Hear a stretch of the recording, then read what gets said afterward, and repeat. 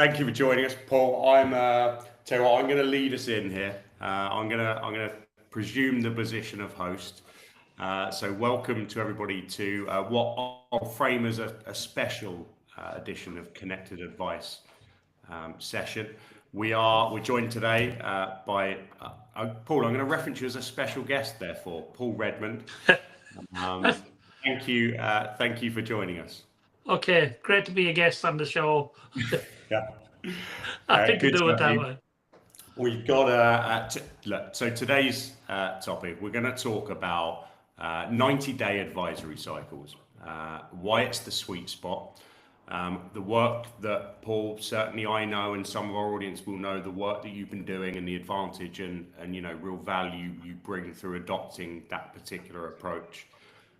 So yeah, thanks so much. I guess, just as a start point, be good to hear a headline from you on the idea and the concept of the 90-day advice cycle. Well, you look at, there's been a couple of great books written about timing and planning, and there's loads of things out there about planning, but the natural cycle for me to plan is in quarterly sessions, and like a year is too long.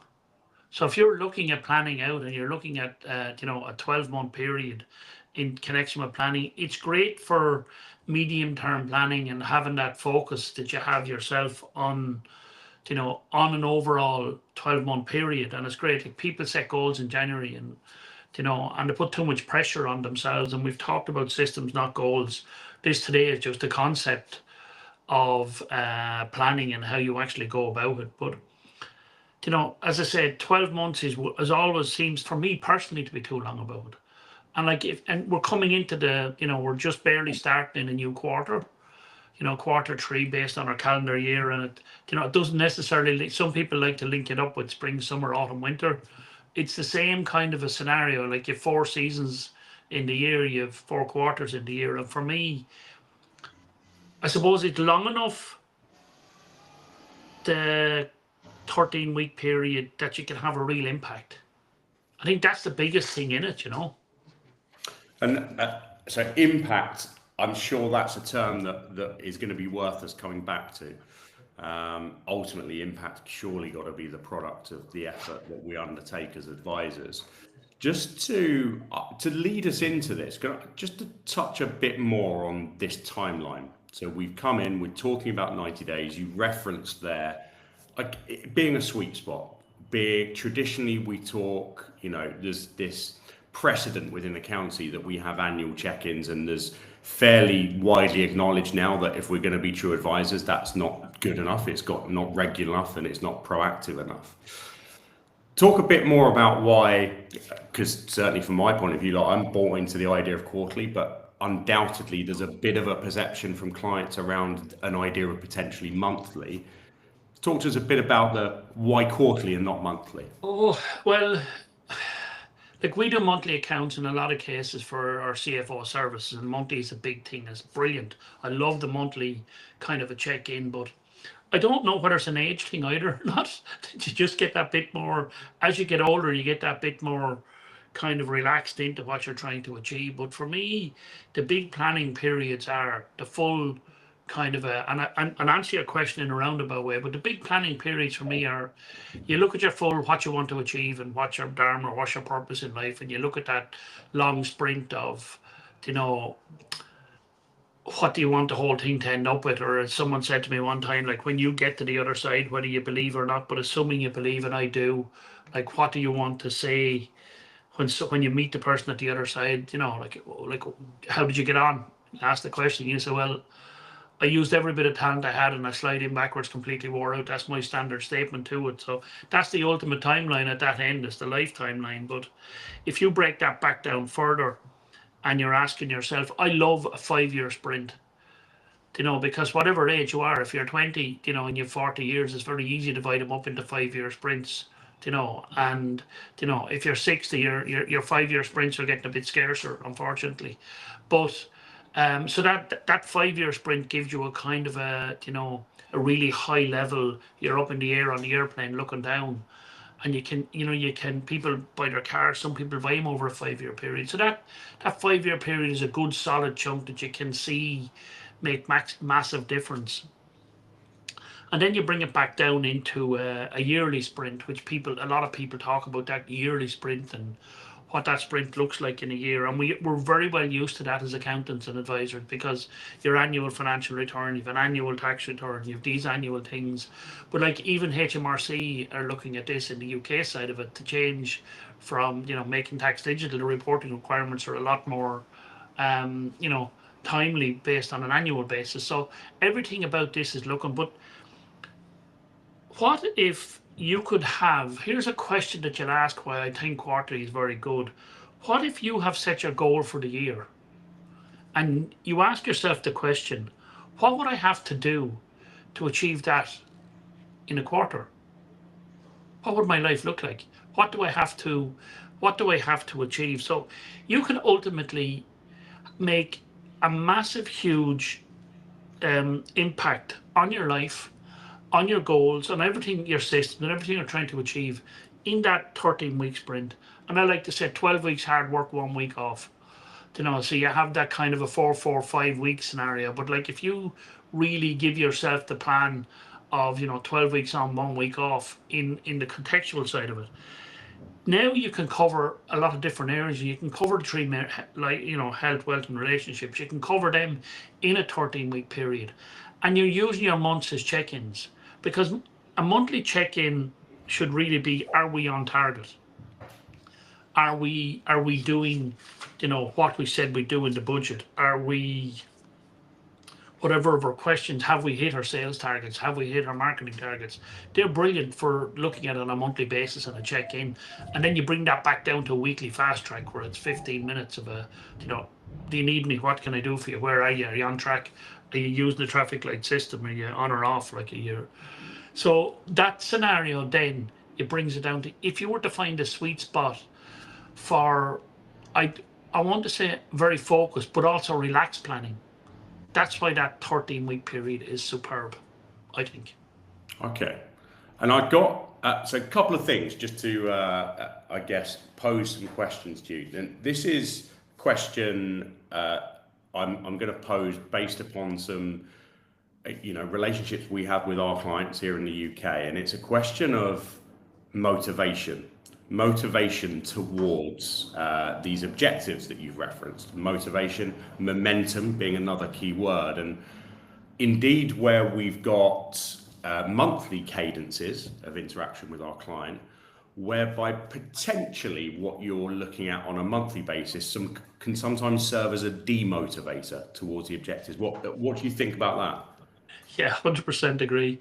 100%, because if you've had a bad month, or even if a bad period of time, like people go through life with, and life goes on as well as business. Do you know what I mean? So do you look at it from the family side of it first, or do you look at it from the business side of it first? Family first approach is something we talk about quite constantly here. And that family first approach is critically important. So if you're looking at it from a business perspective, you're stuck in the weeds. So your day can go problem, crisis. And the same thing can happen with the month. But if you take a step back, that 13-week period is long enough to,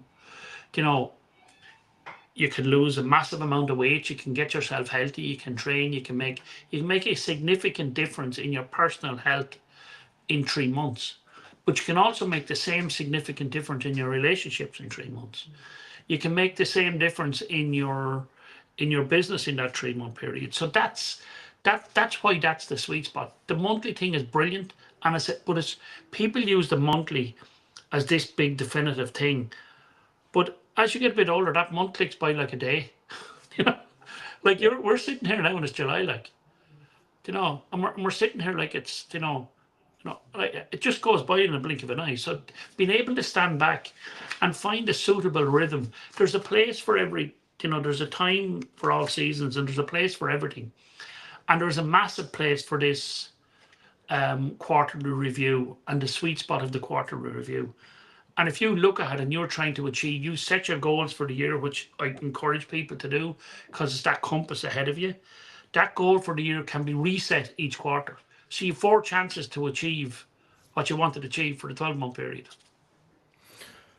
So 90 days. I've got to reference a term you mentioned to me before, and we haven't yet raised here, but I feel like it needs sharing, and that's the Goldilocks zone. This 90-day period. So you've mentioned the benefits, the advantages of that 90 days. We're going to reference it as the Goldilocks zone because it's stuck in my mind, so it should well stick in others. We're talking about connected advice. That's the essentially the cycle or the rhythm of which we believe to be most effective. Ensures we can remain motivated because it's sufficient time in which to sensibly assess our efforts towards objectives. And that then, just to touch on the other term, it's that motivation and the impact that motivation has on momentum and the role that momentum plays in the longer term strategy. Yeah, because the momentum follows your energy.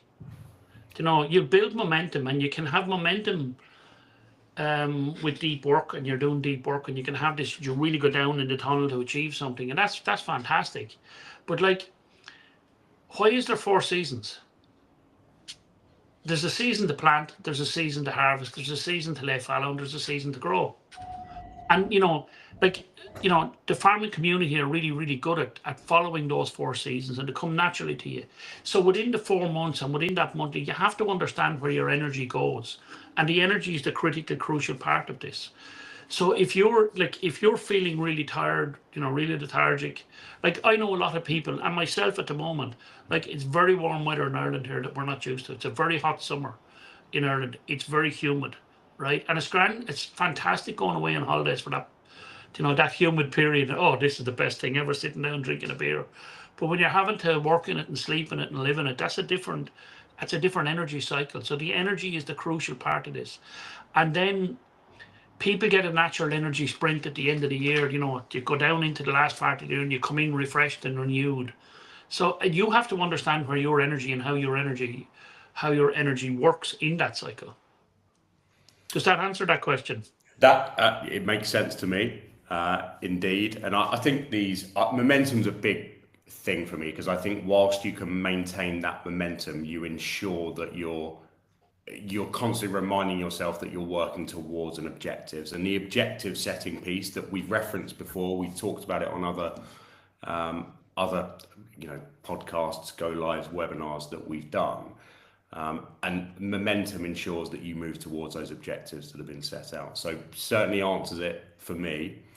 I would say what would be useful is to go a bit further here. We're talking about connected advice. We've referenced what we believe to be the ideal rhythm, this cadence of 90-day quarterly check-ins and the reasons why.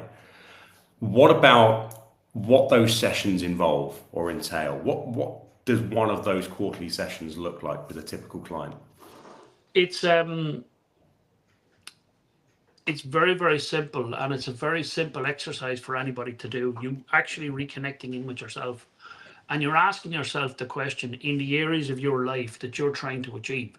So even if you haven't set annual goals, you can set quarterly goals, which can build into annual goals. So it works. Where are you now? Right? Some people are fed up with saying, where are you now? What's this? Tell me what's going on in your life. Tell me what's going on in your business. Where are you now? That's the question. That has to be the opening leading question that you ask. And once you ask that question, you sit down with a sheet of paper, you write 1 to 20 on the side of the sheet of paper, you write the date on it, and you start brain dumping and getting rid of all the stuff in your head out of your head onto that sheet of paper. And when you do that, there's something powerful about physically writing, because that clears your mind and it gets rid of the stuff out of your head. Now, when you take that piece of paper, what are you going to do with it? So that's where are you now? The next question you ask yourself, for the next quarter, where are you going? What are you trying to achieve? So you're looking at that sheet of paper and you go down to your 1 to 20, and it's hard.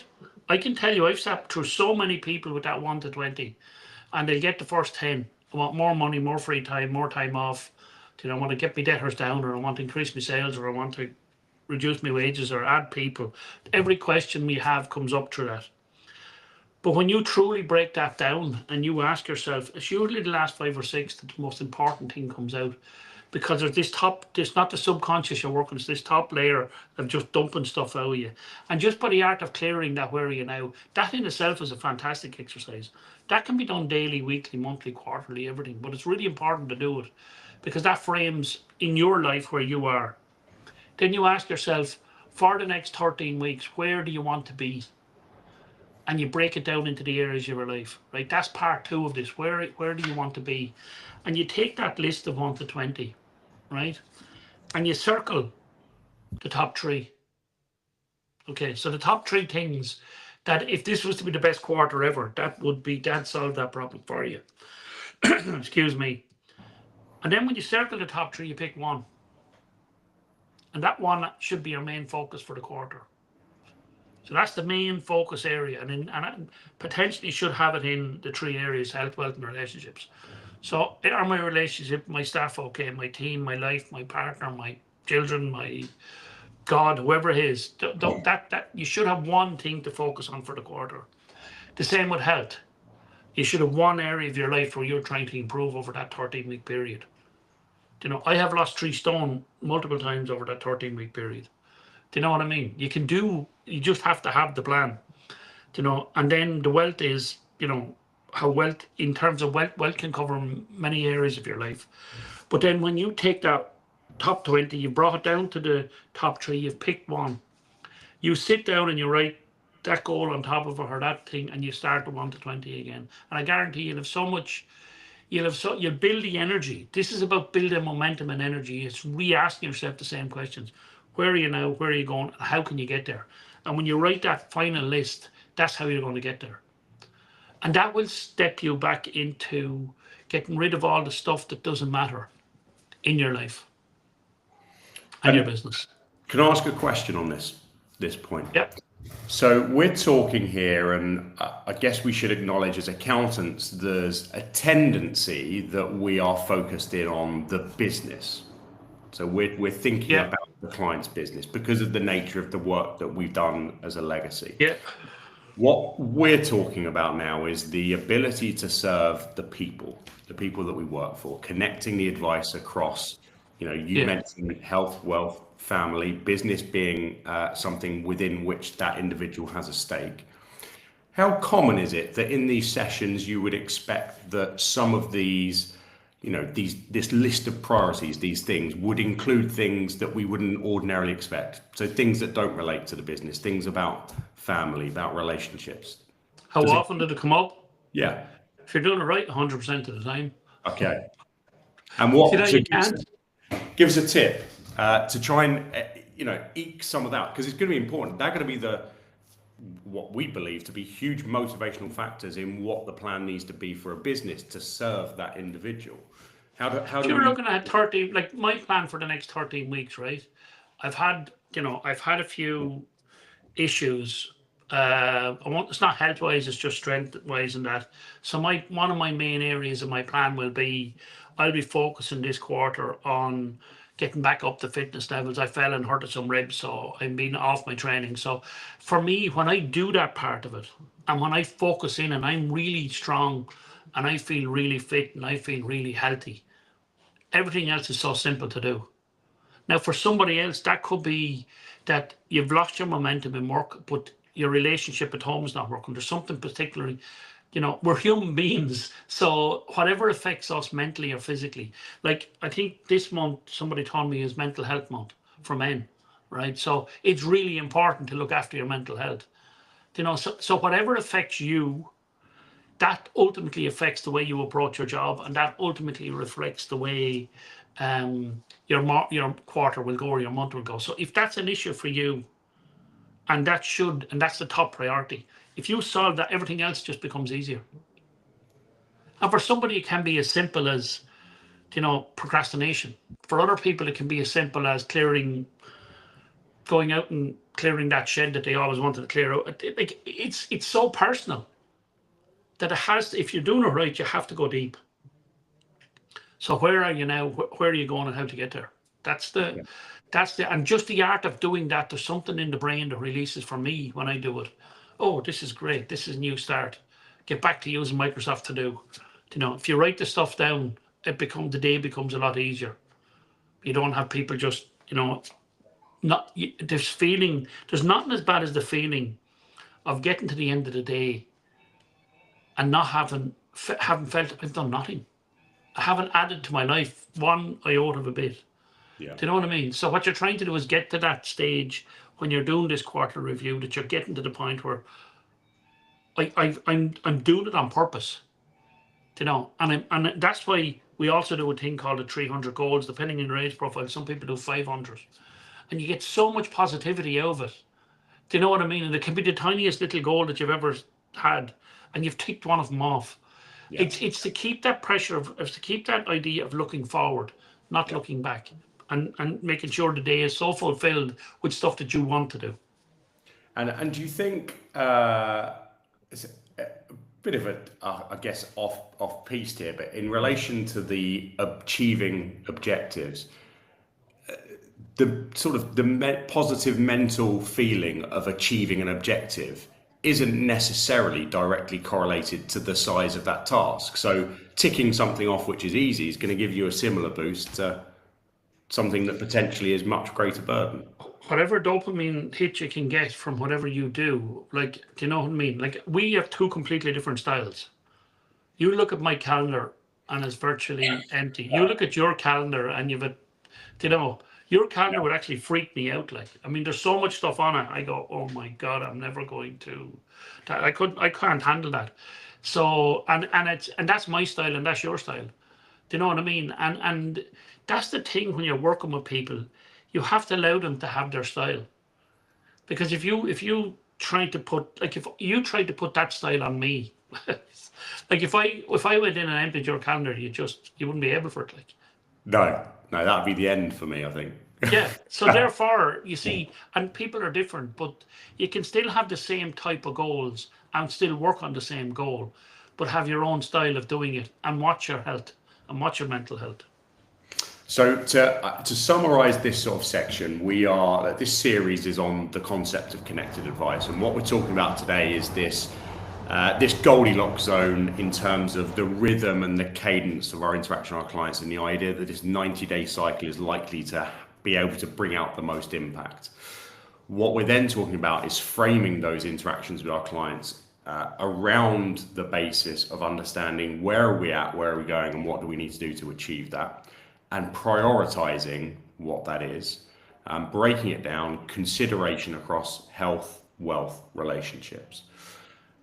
What about then, Paul, just to maybe bring this to life a bit more, is there an example that, considering relevant confidentiality, sensitivity, an example you could give us with a client whereby we can demonstrate the impact this type of working relationship has?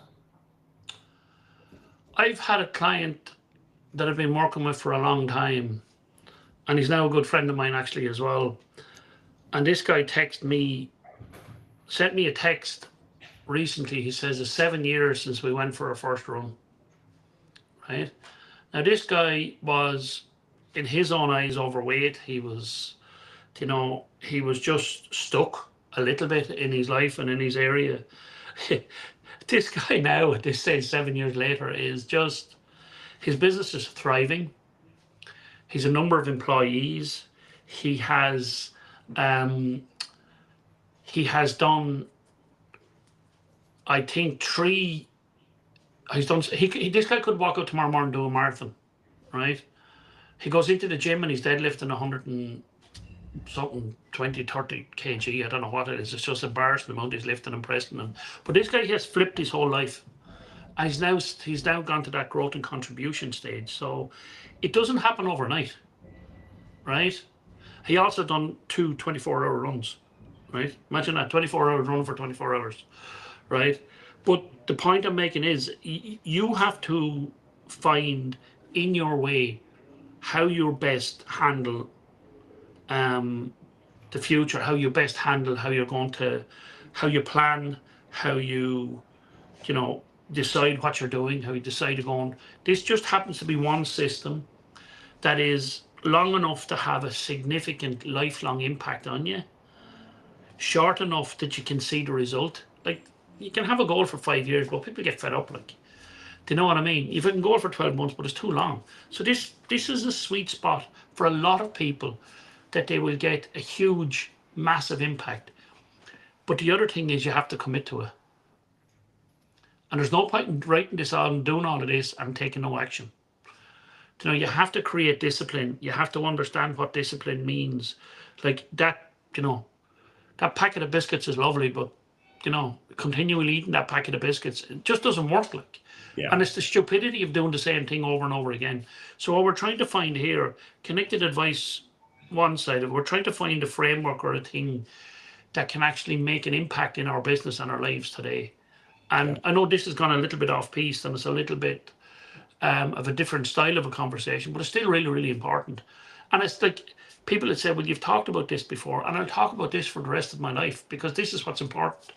You know, the three big questions: seasons of your life, quarterly goals, you know, startup, growth, scale, harvest, where you are in your business, what do you want to get out of it, family first principles, always family first principles of this stuff. And I know connected to this somewhere you will see a score app, which is just a quiz that you can take and score. Take the quiz. It takes less than a minute to answer the questions, and you'll get a very detailed impact on where you are in terms of that, you know, connected advice in your life. And it's focused on the business side of it. We have more detailed ones that we have, you know, in our program. We've ones with 50 questions in it. So, but like it's about catching your breath, recognizing that you've gone through this part of the year, there's another part of the year, and live it on purpose. I suppose that's live it on purpose. I like it, and I know this. You know, we cover some ground on multiple sessions that we do in terms of having some crossover, but I think it's important. I think there's certainly today we covered practicality of deploying what we're talking about. I love the idea of the motivation, momentum, impact. We need to make impact, and by carrying that through, we should achieve it. Final from me, because we want to keep this practical. Next step. Somebody watching this likes the concept, understands what we're talking about. Well, I'm suggesting that they take the quiz. That's the next step I would suggest. And the quiz, there's no cost to that. Just take the quiz. Is one of the answers to that. But get your sheet of paper out and brain dump that 1 to 20. Got you. And that'll just release the pressure off your brain, and then pick something and just go for it. Okay. But I think that's all right. What a pleasure acting as host today. Thank you. Do it more often. Joining me. I love talking. Thank you to everybody. Looking forward to next time. Cheers, Paul. Cheers. See you later.